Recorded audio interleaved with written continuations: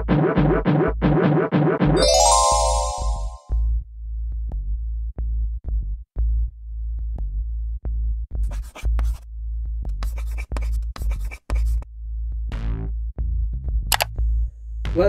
sa aming T Brothers Tools What's in the Box video. Ang power tool na papakita namin ngayon ay makita LS1040 compound miter saw. Ito yung kanyang wax. Check natin yung size. Ang haba nasa 21.5 inches. Ang lapad nasa 15.5 inches. Ang taas nasa 14.5 inches. Check na natin yung laman ng box.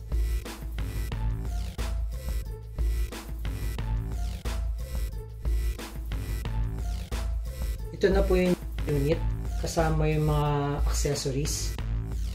Ito po yung mga accessories na kasama sa box. Manual.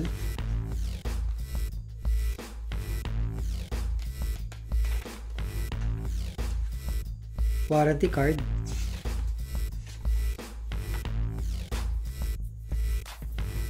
dust bag,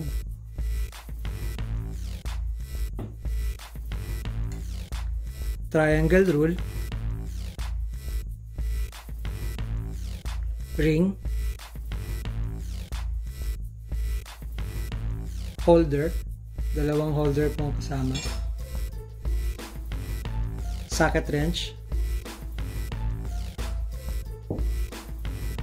auxiliary plate,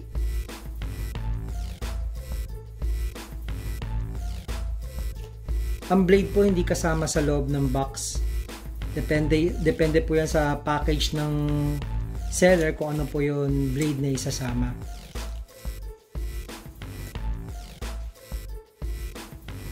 Ten and 1/4 inches ang blade na kakasya po dito.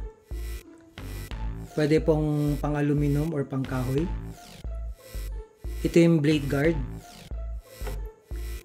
Kapag binaba nyo at puputol kayo, automatic pong tataas yung blade guard. Babalik sa original position pagtapos yung pumutol. Pag magkakabit po kayo ng talim, luluwagan nyo itong bolt counterclockwise para mausog yung blade guard. Pag nakabit nyo na yung talim, higpitan ulit yung bolt clockwise. Ito yung trigger switch. Ito yung lock off button. Hindi nyo po mapipindot yung switch pag hindi po nakapindot ito. Safety po yan.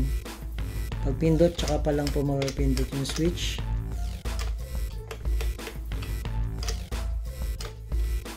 Meron pong butas dito sa trigger switch. Lagayan po yan ng padlock para hindi po magamit yung unit. Ito yung vertical vise. Kasama po yan sa set.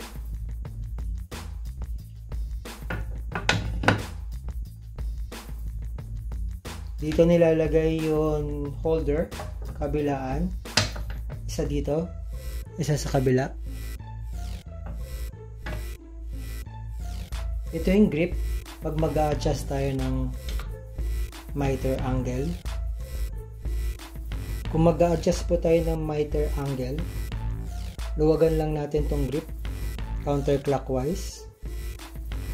Pindutin yung lock lever para mag-adjust. Makikita nyo dito meron red pointer.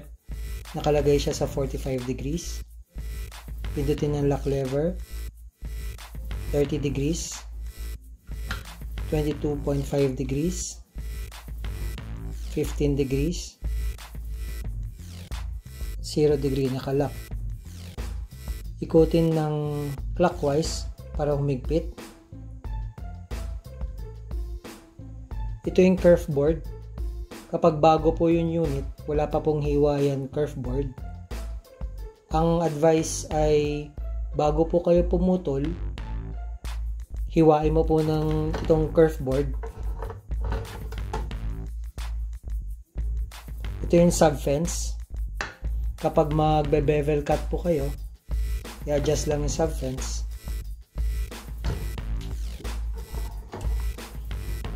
Para makapag-bevel cut.